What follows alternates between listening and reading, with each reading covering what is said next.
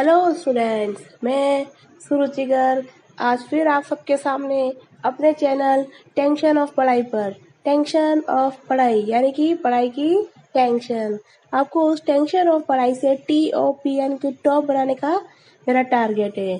ठीक है, तो आज हम पढ़ेंगे SST के चैप्टर 1 जो हमारा चल रहा था, उस चैप्टर 1 का रिमेनिंग पार्ट जो हाफ बाकी है।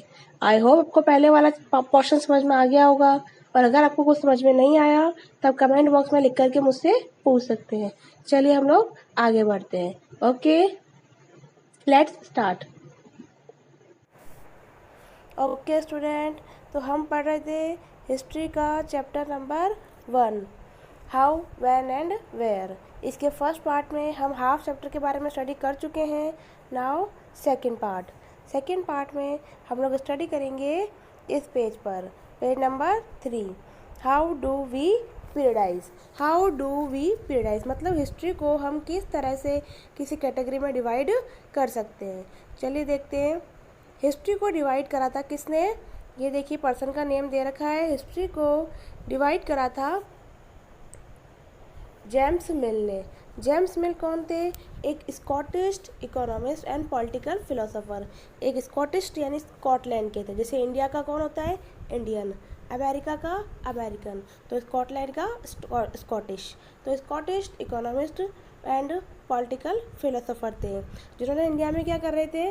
जिन्होंने 3 वॉल्यूम्स का मतलब यहाँ पे बुक्स हैं, 3 बुक्स लिखी थी, 3 पार्ट्स वॉल्यूम। कौन सी वाली बुक के? A history of British India book लिख रहे थे, a history of British India. तो इनका जो ओपिनियन था, अपने ओपिनियन के अकॉर्डिंग इन्होंने क्या करा? इंडिया को 3 ग्रुप्स में डिवाइड कर दिया। कौन कौन से ग्रुप में? Hindu, Muslim and British. मतलब जिस टाइम पर जिस रूलर्स का रूल था उसके बेसिस पर इन्होंने इंडिया को डिवाइड कर दिया। मतलब स्टार्टिंग में इंडिया पे राजपूत राजाओं का रूल था, यानी तो पीरियड कौन सा हुआ? हिंदू। उसके बाद मुगलों का रूल था तो मुस्लिम। देन उसके बाद में ब्रिटिशर्स का रूल हुआ तो ब्रिटिश। इस पीरियड को हम लोग हिंदू, मुस्लिम और क्रिश्चियन के रूल के नाम से भी जानते हैं। लेकिन ये जो था, तो इस पीरियडेशन को मतलब इतना लोगों ने एक्सेप्ट कर तो लिया, पर फिर भी क्या आपको क्या लगता है कि ये पीरियडेशन सही था कि लोगों को धर्म के बेसिस पर डिवाइड करना? क्या रिलीजन के बेसिस पर ही ये ओनली राजा महाराजा थे? क्या जब कोई हिंदू रहा था उस समय कहीं पर और कोई किसी और कम्युनिटी का कोई राजा नहीं था? कोई सिख नहीं था क्या? मराठा नहीं था क्या? या जब मुग़ल सम्राट थे, मुग़ल थे राजा, मुस्लिम थे, तो क्या उस समय और कोई हिंदू राजा नहीं था क्या? क्या सिख, जाट ऐसे कोई राजा नहीं थे? तो इस वजह से इसको इतना एग्री नहीं कर पा रहे हैं। तो आगे देखिए, why do we try and divide history into different period. लेकिन उनके जो उन्होंने पीरियडेशन किया उसके वो क्वेश्चन तो बात की बात है कि वो सही है या नहीं, पर पहले का क्वेश्चन ये है कि हम लोग हिस्ट्री को इस तरह से डिफरेंट पार्ट में डिवाइड क्यों करते हैं। तो इस क्वेश्चन का आंसर जस्ट इसके बाद ही दे रखा है, देखिए। We do so in an attempt to capture the characteristics of a time, कि एक पर्टिकुलर टाइम के कैरेक्टरिस्टिक्स को कैटेगराइज करने के लिए हम ऐसा करते हैं। जैसे कि आज क्या है, कल क्या था, बिफोर एंड आफ्टर को कंपेयर करने के लिए। जैसे कि हम लोग अगर आज की ही बात करें तो जैसे भी हमारा लॉकडाउन का टाइम चल रहा है कोरोना की वजह से, तो हम कंपेयर करते हैं ना बिफोर, यानी कि 22 मार्च के पहले कैसे हम रहा करते थे, अभी कैसे रह रहे हैं। तो इसीलिए हम लोग हिस्ट्री को एक टाइम में कैटेगराइज करते हैं। ओके, चलिए आगे देखते हैं। तो जो उन्होंने डिफरेंट ग्रुप में डिवाइड करा, difference between period become important, तो इसलिए ज़रूरी था कि उसको डिमार्केट करना कि अलग अलग टाइम के बीच में। They reflect our ideas about the past. इससे क्या होता है, मतलब जो पहले के टाइम पर जो रहा तो उससे हमारे आइडियाज़ आज भी रिफ्लेक्ट होते हैं। ठीक है, उन्होंने जो हिस्ट्री में लिखा है तो फिर अभी तक भी पता पड़ता है। जैसे हम कोई अकबर की एक्टिंग करें तो उन्होंने बुक्स लिखी है तो हम उस तरह के कॉस्ट्यूम पहनते हैं, तो ये उनकी जो पुरानी बुक्स लिखी वो हमारे आइडियाज़ को आज भी रिफ्लेक्ट करती है। ठीक है, अब जो मिल ने कैटेगराइज करा है, तो मिल का क्या कहना था, आप देखिए हमारी सिविलाइजेशंस के बारे में कि Asian societies were at lower level of civilisation than Europe. मतलब उनका ये मानना था कि एशियन सोसाइटीज़ यानी कि हमारा इंडिया भी जिसके अंदर आता है, कि हम लोग बिल्कुल लोअर लेवल के थे। हमारा कोई स्टैंडर्ड नहीं था, हमारे अंदर पढ़ने लिखने उठने बैठने खाने पीने सबका कोई स्टैंडर्ड नहीं था। वो स्टैंडर्ड हमारे अंदर ब्रिटिशर्स के आने के बाद आया। आई एग्री विद दैट कि ब्रिटिशर्स काफ़ी सोफिस्टिकेटेड थे, लेकिन वो ऐसा कैसे कह सकते कि हमारे अंदर कोई तरीका नहीं था। उनका कहना है, देखिए, before the British came to India, Britishers के आने के पहले Hindu and Muslim despots rule the country, कि चारों तरफ मतलब हिंदू और मुस्लिम रिलीजन के बेसिस पर राज करते थे। रिलीजियस इंटॉलरेंस, धार्मिक असहिष्णुता थी। कास्ट टैबूस, कास्ट को लेकर के पार्शलिटीज़ थी। एंड सुपरस्टिशियस प्रैक्टिसेस डोमिनेटेड, चारों तरफ अंधविश्वास, धार्मिक अंधविश्वास लेकर ये सारी प्रैक्टिसेस चल रही थी। तो ऐसा किसका माना था? जेम्स मिल का। और जेम्स मिल ने हिस्ट्री को कितने पीरियड में डिवाइड करा? 3 पीरियड में। कौन कौन से period? Hindu, Muslim and British. Okay, तो जो मैंने अभी आपको बताया कि हम लोग हिस्ट्री को क्या किसी ग्रुप में क्यों डिवाइड करते हैं, उससे हमें क्या मिलता है, तो ऐसा इन्होंने एक एक्टिविटी भी दे रखी है। देखिए एक्टिविटी में क्या बोला है, इंटरव्यू योर मदर और another member of your family to find out about their life. जैसे कि हम अगर हमारे पेरेंट्स से पूछें, मदर से, फादर से, या उनसे भी बेटर अगर हम हमारे ग्रैंड पेरेंट्स से पूछें, और उनके एक्सपीरियंस को और हमारे एक्सपीरियंस को अगर हम लोग चार्ट वाइज लिखेंगे तो कितना डिफरेंस आएगा। हम अगर उनको पूछेंगे कि आपके टाइम पर मैरिजेस कैसे हुआ करती थी, उनका एक्सपीरियंस, और हमारे टाइम पर मैरिजेस कैसे हुआ करती है, हमारा एक्सपीरियंस, अगर हम दोनों लिखेंगे तो दोनों में ज़मीन आसमान का अंतर है। चलिए अगर हम उनको पूछें कि दादाजी आपके टाइम पर आपको कितनी पॉकेट मनी मिलती थी और हमें कितनी मिलती है, उससे अगर हम दोनों कंपेयर करें तो दोनों में बहुत डिफरेंस है। इसीलिए हिस्ट्री को पीरियडाइज किया जाता है। ठीक है, चलिए हम आगे बढ़ते हैं। तो उन्होंने क्या बोला कि सुपरस्टिशन जैसे सोशल लाइफ को इफेक्ट कर रहे थे। देखिए, Mill felt British rule, Mill felt could civilise India, कि उनका मानना था कि सिर्फ इंडिया ब्रिटिशर्स की वजह से इंडिया सिविलाइज हो सका, अदरवाइज इंडिया सिविलाइज नहीं हो पाता। उन्होंने हमको, ठीक है मैं मानती हूँ उनको, इन्होंने हमको European manners, arts, institution, law, ये सब इंडिया में उन्होंने सेटअप करे, एक तरीका सिखाया, लेकिन इट डजेंट मीन कि उनके पहले इंडिया में कोई तरीका नहीं था। यस, चलिए आगे देखते हैं। अब जो मेरा फर्स्ट टॉपिक ही था, तो क्या था कि in any cases we can refer to any period of history as Hindu और मुस्लिम। क्या ये बात सही है? ये बात बिल्कुल ऑब्वियस होगी कि हम किसी भी टाइम पीरियड को हिंदू और मुस्लिम कैटेगरी में डिवाइड करें।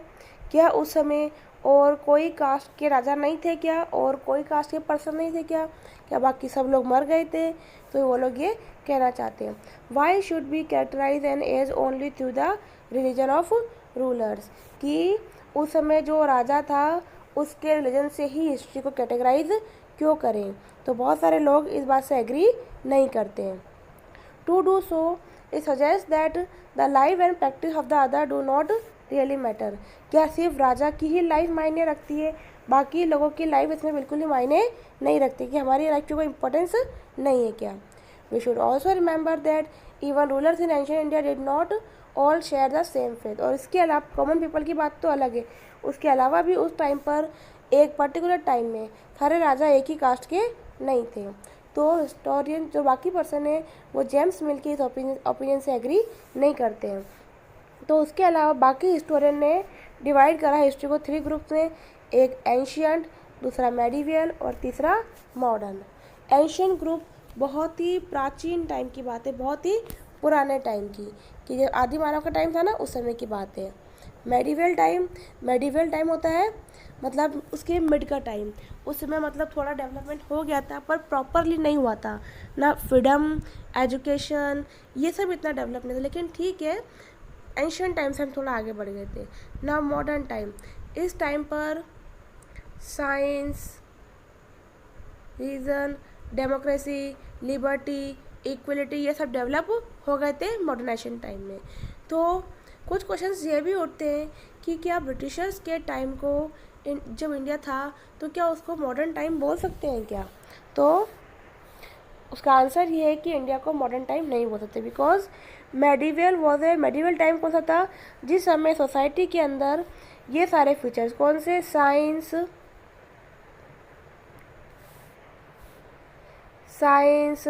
उनके डेवलपमेंट के रीज़न, डेमोक्रेसी, लिबर्टी, इक्वलिटी ये सब एग्जिस्ट नहीं करते, उस टाइम को बोलते हैं मॉडर्न टाइम।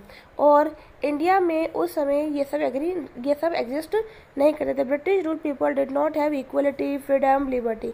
ब्रिटिशर्स के टाइम पे पीपल को इक्वलिटी, लिबर्टी और फ्रीडम नहीं थी, इसलिए ये नहीं बोल सकते कि ब्रिटिशर्स के टाइम पे इंडिया में क्या था, मॉडर्न टाइम। उस समय कौन सा टाइम माना गया, मेडिवल टाइम।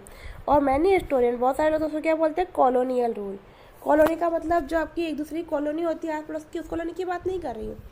कॉलोनियल रूल का मतलब होता है जब एक रिच एंड स्ट्रॉन्ग कंट्री एक पुअर एंड वीक कंट्री पर अटैक करता है और उसको अपना गुलाम बना लेता है, तो वो गुलाम कंट्री क्या कहलाता है, उसकी कॉलोनी, और वो रूल कहलाता है colonial rule. And the strong country क्या कहलाता है, इम्पीरियल कंट्री। ओके, इसके बारे में आगे डिटेल में स्टडी करेंगे। Now what is colonial rule, अभी बताया था मैंने आपको। तो colonial rule, the way the British came to conquer the country and establish their rule, कि ब्रिटिशर्स ने जिस तरह से रूल करा, पहले उसके बारे में आते हैं ब्रिटिशर्स कैसे इंडिया में और कैसे रूल करने लगे। तो सब्जुगेटिंग का मतलब होता है बिल्कुल कंट्रोल करना, पूरा अपने वश में कर लेना। लोकल नवाब सैन राजा को कंट्रोल करके। उसके अलावा उन्होंने कैसे अपना कंट्रोल करा, control over the economy and society, देश की इकोनॉमी, सोसाइटी, इन सब पर भी अपना कंट्रोल कर लिया। Collected revenue, meet all their expense, अपने खर्चों को पूरा करने के लिए ये खुद ही टैक्स कलेक्ट करने लग गए, फार्मर्स के लैंड वगैरह इन सब के ऊपर तरह तरह के टैक्स लगा दिए। Bought the goods they wanted at low price, जो भी सामान उनको चाहिए था वो सामान वो फोर्सफुली फार्मर से कम प्राइस पर, यानी कि चीप प्राइस पर, लो प्राइस पर परचेज कर लेते थे। And produce crops they need for export, और जो सामान उनको एक्सपोर्ट करना होता था ओनली वही क्रॉप्स प्रोड्यूस करवाते थे। तो इस तरह से, और उसके अलावा उन्होंने हमारे वैल्यूज़, हमारे टेस्ट, हमारे कस्टम, इन सबको भी चेंज कर दिया, तो हमें फुल्ली कंट्रोल कर रहे थे। ओके, नाउ इन्होंने अब डिफाइन दी, जो मैं आपको ऑलरेडी बता चुकी हूँ कॉलोनियल रूल की डिफाइन। देखिए, when subjugation of one country by another, मतलब एक कंट्री के द्वारा दूसरी कंट्री को जो रूल किया जाता है, किस किस मैटर में, पॉलिटिकल, इकोनॉमिक, सोशल, कल्चर, इन सब मैटर में रूल करते हैं, तो क्या बोलते हैं, colonisation. Okay, you will however find that all classes group did not experience, मतलब का सबका सेम एक्सपीरियंस नहीं रहता है। इसी वजह से हमारी हिस्ट्री को, यानी पास्ट को क्या बोलते हैं, past, PAST, past plural form में बोलते हैं, बिकॉज हर चीज़ पे आपका और मेरा सबका अलग अलग एक्सपीरियंस रहता है। ठीक है स्टूडेंट, चलिए हम आगे बढ़ते हैं। चलिए नेक्स्ट पेज पर, how do we know, Britishers का जो भी सिस्टम था उस रिकॉर्ड के बारे में हमें कैसे पता चलता है। तो ब्रिटिशर्स ने हम पर 250 ईयर्स तक रूल किया, ये सब हमें कैसे पता पड़ता है, तो ये सब पता पड़ता है हमें उनके रिकॉर्ड से, ऑफिशियल रिकॉर्ड से हमें पता पड़ता है कि उन्होंने हमें कैसे रूल किया। ओके, तो ब्रिटिश बिलीव दैट, ब्रिटिशर्स का मानना था, believe that the act of writing was important, कि किसी भी चीज़ को लिख कर रखना बहुत इंपॉर्टेंट। जैसे देखिए, अब ये बुक लिखी हुई है तो हमें पता है ना इसमें क्या लिखा हुआ है, ब्रिटिशर्स का मानना क्या था, कैसे पता पड़ा, इसमें लिखा हुआ है। तो जब उनका ये मानना था लिखा हुआ बहुत इंपॉर्टेंट है, लिखने से क्या होता है, वो एज ए प्रूफ रहता है और एक बहुत लंबे टाइम तक रहता है। देखिए, every instruction, plan, policy, decision, agreement, Britishers हर चीज़ को रिटर्न फॉर्म में रखते थे, ताकि किसी भी टाइम में कभी भी ज़रूरत पड़े तो कोई प्रॉब्लम ना आए। हर चीज़ को, इन्वेस्टिगेशन में कुछ भी काम करा उन सबको रिटर्न वे में रखते थे। ओके, चलिए आगे देखते हैं। जब एक बार रिटर्न रूप में अगर प्रॉपरली मैनेज होता है तो हम इसको इजीली यूज़ में ले सकते हैं, स्टडी के लिए, डिबेट के लिए। लेकिन अगर रिटर्न वे में प्रॉपरली नहीं है तो हम इसको यूज़ में कैसे लेंगे। ओके, तो ब्रिटिशर्स इनको अलग अलग रूप में, मेमोज, नोटिंग, रिपोर्ट्स, ये सारा काम स्टार्ट हो गया, बिकॉज ब्रिटिशर्स चाहते थे कि हर चीज़ रिकॉर्ड के रूप में रखी जाए। मेमोज मतलब छोटे छोटे इन्फॉर्मेशन कलेक्ट करके रखना, नोटिंग पॉइंट्स को नोट करके रखना, एंड रिपोर्ट्स बना करके भेजना रिटर्न के अंदर, ओनली ओरल में नहीं मैसेज देना। ठीक है, वैसे ये कोई बहुत बड़ी बात नहीं, पुराने समय में राजा महाराजा हुआ करते थे तब उस टाइम पर भी उनके आदेश लिखित में ही आते थे। आपने देखा होगा रॉयल आदेश आता था, सिल्क के पेपर पे लिखा हुआ आता था, उसको फोल्ड करके भेजते थे, तो वो तरीका। ठीक है, चलिए आगे देखते हैं। ब्रिटिश ऑल्सो फेल्ट दैट, उनका मानना था कि इस तरह से रखना क्या है, बहुत इम्पॉर्टेंट है। So they set up up record room, उन्होंने हर जगह रिकॉर्ड रूम सेटअप करे, हर एडमिनिस्ट्रेशन स्टेशन के पास में। विलेज तहसीलदार का office, collectorate, commissioner office, provincial secretariat, law collector, इन्होंने हर जगह रिकॉर्ड रूम बनाए। Specialised institution like archives and museum were also established to preserve important records. इन रिकॉर्ड्स को प्रिजर्व करने के लिए इन्होंने आर्काइव्स और म्यूजियम बनाए।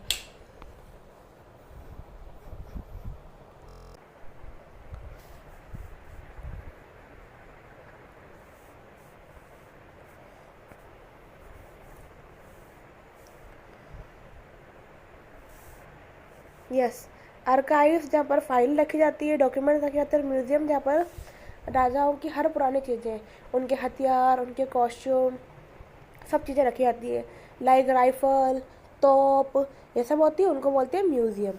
ठीक है, तो ब्रिटिशर्स हर चीज़ को रिकॉर्ड के रूप में रखना पसंद करते थे। तो उनकी वजह से मतलब ये लेटर्स लिखना वगैरह सब स्टार्ट हो गया। तो letters and memos moved from one branch to another administration, कि मतलब एक डिपार्टमेंट दूसरे डिपार्टमेंट लेटर्स और मेमोस लिख करके जाने लगे। अदरवाइज पहले होता था कि एक पर्सन को भेजते थे कि आप ये मैसेज देखिए, हमारी तरफ से ये आदेश है, लेकिन फिर लिख करके भेजने लगे तो वो एज ए प्रूफ रहने लगे।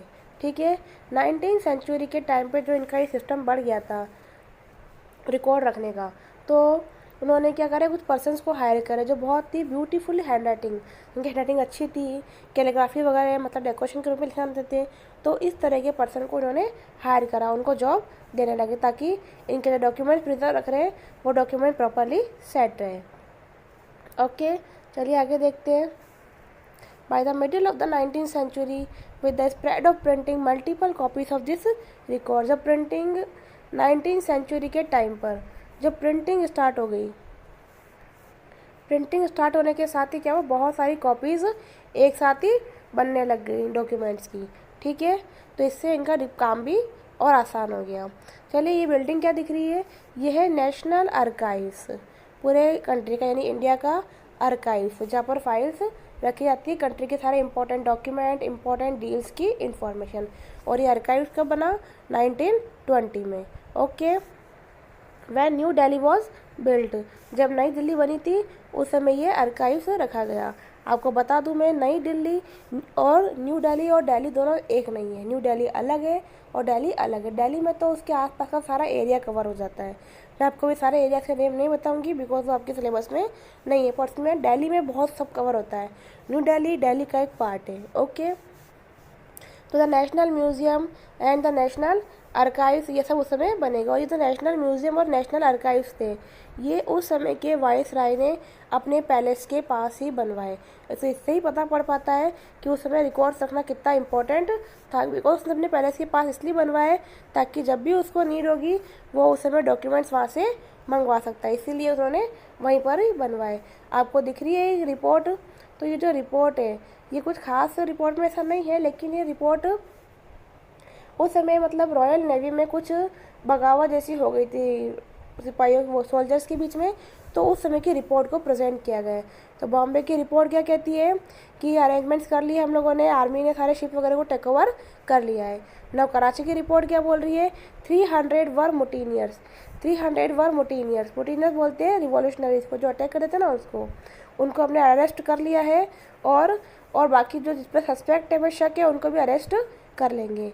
विशाखापट्टनम की रिपोर्ट क्या कहती है कि पोजीशन हमारे कंट्रोल में आ गई, आगे कोई वायलेंस वगैरह नहीं हो रहा है और शिप पर जो मिलिट्री गार्ड है वो सब मैनेज कर लेगा, आगे कोई ट्रबल वाली बात नहीं है। ये रिपोर्ट कब लिखी, किसने लिखी, किसको लिखी, सारी डिटेल दे रखी है, डेट वाइज, ईयर वाइज। तो ये कैसे पता पड़ता है, जब भी डॉक्यूमेंट रिटर्न रूप में दे रखे होते हैं तो हमें इससे सारी इन्फॉर्मेशन मिल जाती है।